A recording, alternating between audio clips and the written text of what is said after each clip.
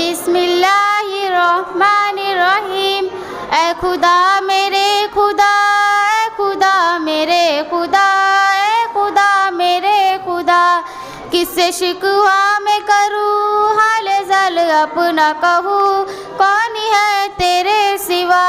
اے خدا میرے خدا، اے خدا میرے خدا، اے خدا میرے خدا، کیا یہ شمس و قمر، کیا یہ سد جو جہل، اور کیا بحر و بر، اور کیا بحر و بر، ہر گھڑی تیری ثنا کرتی ہے سب کی زباں، شان ہے تیرے سوا۔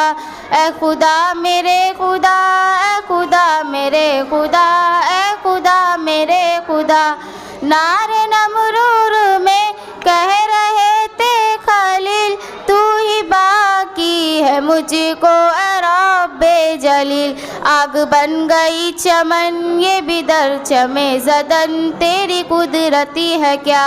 اے خدا میرے خدا، اے خدا میرے خدا، اے خدا میرے خدا۔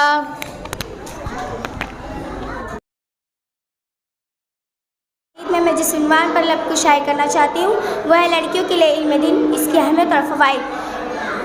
سامعین اکرام، اس حقیقت سے انکار نہیں کیا جا سکتا کہ انسان کی پہچان اس کے علم سے ہوتی ہے۔ علم ہی وہ چیز ہے جو انسان کو دیگر حیوانات سے ممتاز کرتی ہے۔ اللہ تعالیٰ قرآن مجید میں ارشاد فرماتا ہے کہ اے نبی آپ فرما دیجئے کہ علم والے اور بے علم والے دونوں برابر نہیں ہو سکتے۔ اسی طریقے سے قرآن مجید میں مقام پر کہا گیا ہے کہ اسلام کی طلب، علم دین کی طلب ہر مسلمان مرد عورت پر فرض ہے۔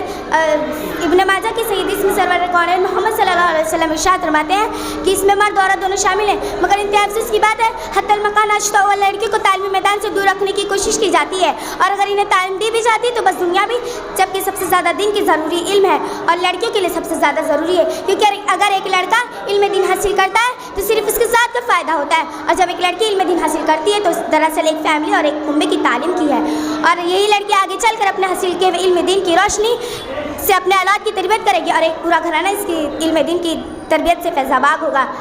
اگر ہم دور نبوی کا جائزہ لیں تو بہت ساری ایسی خواتین ہیں جو اس علم کی آسمان پر آفتاب کی حیثیت رکھتی ہیں۔ اماں عائشہ کو لے لیجئے، اگر اماں عائشہ کی اتنی ساری حدیث ہمیں نہ ملتی، اتنی ساری حدیثوں کا ہمیں علم نہ ہوتا تو ہم نبی صلی اللہ علیہ وسلم کی گھریالو سنتوں کا علم نہ کر پاتے۔ اب آخر میں اللہ رب العالمین سے یہی دعا ہے کہ ہمیں علم دین طلب کرنے کی توفیق عطا فرمائے، آمین۔ وآخر دعوانا الحمدللہ رب العالمین۔